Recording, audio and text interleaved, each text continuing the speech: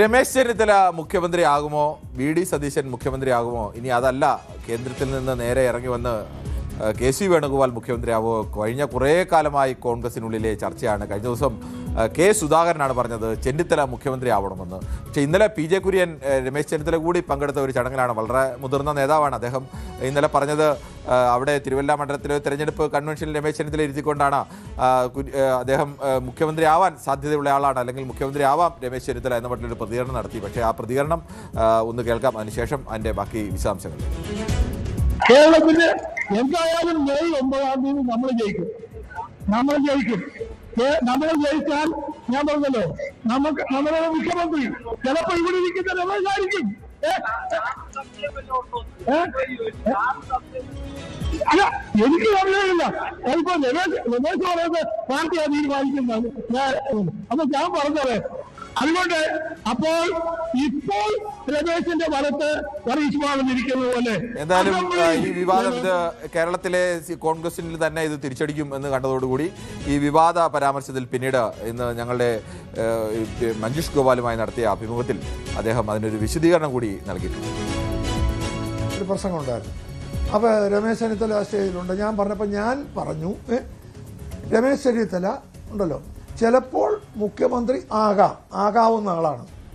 മുഖ്യമന്ത്രി ആകുമെന്ന് ഞാൻ പറഞ്ഞില്ല. മുഖ്യമന്ത്രി ചിലപ്പോൾ, അത് നിങ്ങൾ നോട്ട് നോക്കൂ, ചിലപ്പോൾ മുഖ്യമന്ത്രി ആകാവുന്ന ആളാണ് എന്ന് പറഞ്ഞാൽ മുഖ്യമന്ത്രി ആകുമെന്നാണോ? അല്ല, ശരിയാണ്. പറഞ്ഞത് അങ്ങനെയൊക്കെ തന്നെയാണ്. പക്ഷേ ഇത് തെരഞ്ഞെടുപ്പ് കാലമാണ്. ഇത്തരമൊരു വിഷയം കോൺഗ്രസിനെതിരെ ചർച്ചയായി വരാൻ സാധ്യതയുള്ളതാണ് എന്നതൊക്കെ തിരിച്ചറിയാൻ കഴിയാത്ത ഒരാളല്ല പി.ജെ. കുര്യനെ പോലെയുള്ള ഒരു മുതിർന്ന നേതാവ്. പക്ഷേ അദ്ദേഹം ഇന്ന് ആ അപകടം തിരിച്ചറിഞ്ഞ് തിരുത്താൻ തയ്യാറായി. എന്തായാലും അത് നല്ലത് എന്ന് വേണമെങ്കിൽ, അല്ലെങ്കിൽ തൽക്കാലം കോൺഗ്രസിനെ രക്ഷപ്പെടുത്താൻ അദ്ദേഹം തയ്യാറായി എന്നത് നല്ലത് എന്ന് വേണമെങ്കിൽ പറയാം. എന്തായാലും താൻ മുഖ്യമന്ത്രിയാകുമെന്ന അഭിപ്രായ പ്രകടനങ്ങളിൽ ഒന്നും പ്രതികരിക്കാൻ രമേശ് ചെന്നിത്തല തയ്യാറായില്ല. മുഖ്യമന്ത്രി സ്ഥാനം ഇപ്പോൾ ചർച്ച ചെയ്യേണ്ട സാഹചര്യമേ ഇല്ലെന്നായിരുന്നു രമേശിന്റെ പ്രതികരണം. ഇതൊന്നും ഇപ്പം ചർച്ച ചെയ്യേണ്ട വിഷയമല്ല. ഇപ്പം നമ്മൾ ഗവൺമെന്റ് വരിക, കേരളത്തിലെ ജനങ്ങളുടെ ആഗ്രഹം ഒരു പുതിയ ഗവൺമെന്റ് വരിക എന്നുള്ളതാണ്. അല്ല വേറെ ഒരു വിഷയം ചർച്ച ചെയ്യാൻ എനിക്ക് താല്പര്യമില്ല.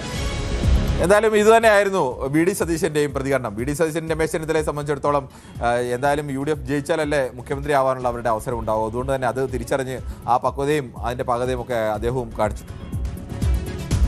അതൊന്നുമില്ല, അതൊക്കെ ഓരോരുത്തർക്ക് ഇഷ്ടമുള്ളവർ ഒരു ചർച്ചയും കോൺഗ്രസിലില്ല, ഒരു ചർച്ചയില്ല. കാരണം മുതിർന്ന നേതാക്കന്മാർ തമ്മിൽ കൃത്യമായ ധാരണയുണ്ട്. അഖിലേന്ത്യാ കോൺഗ്രസ് കമ്മിറ്റിക്ക് ഒരു പ്രൊസീജിയർ ഉണ്ട്. ആ പ്രൊസീജിയർ അനുസരിച്ച് തെരഞ്ഞെടുപ്പ് കഴിയുമ്പോൾ തെലങ്കാനയിലും കർണാടകത്തിലും ചെയ്തതുപോലെ ഒരു മുഖ്യമന്ത്രിയെ തിരഞ്ഞെടുക്കുക. അതിന്റെ അപ്പുറത്തേക്ക് പറഞ്ഞു. എന്തായാലും ഇനി നമുക്ക് അടുത്തത് ഈ തെരഞ്ഞെടുപ്പ് കാലത്തെ ഇടിവെട്ട് ബൈറ്റിലേക്ക് സ്വാഗതം.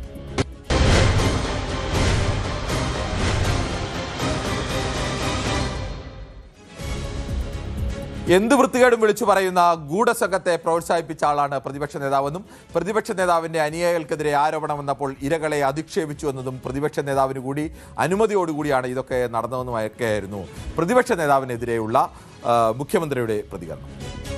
അദ്ദേഹത്തിന്റെ നല്ല സ്വഭാവത്തോടുകൂടിയുള്ള ഒരു അനുയായി ഉണ്ടായിട്ട് ആ അനുയായിയെ കയ്യോടെ പിടികൂടപ്പെട്ടപ്പോ ദുരനുഭവമുള്ള യുവതികൾ പരാതി കൊടുത്ത് അതുമായി ബന്ധപ്പെട്ട നടപടികളിലേക്ക് കടന്നപ്പോൾ ആ ഇരകളെ എത്ര വൃത്തികെട്ട ഭാഷയിലാണ് ആക്ഷേപിക്കാൻ തയ്യാറായത്. അത്തരത്തിലുള്ള കാര്യങ്ങൾ ഇദ്ദേഹത്തിന്റെ കൂടി ആശീർവാദത്തോടുകൂടിയല്ലേ നടന്നത്. ഇതിന് പ്രതിപക്ഷ നേതാവിന്റെ മറുപടി മുഖ്യമന്ത്രി ഇരട്ടച്ചങ്കനല്ല ഇരട്ടത്താപ്പനാണെന്നായിരുന്നു. ചങ്കൻ എന്ന് വിളിക്കുന്നതിനേക്കാൾ നല്ലത് ഇരട്ടത്താപ്പൻ എന്ന് വിളിക്കുകയാണ്. ഇരട്ടത്താപ്പാണ്. അന്ന് ഗണേഷ് കുമാറിനെ ചവിട്ടി പുറത്താക്കുന്നത്. ഇപ്പോ അതിനേക്കാൾ രൂക്ഷമായ വിഷയം വന്നപ്പോ അത് കുടുംബ പ്രശ്നമാണ്.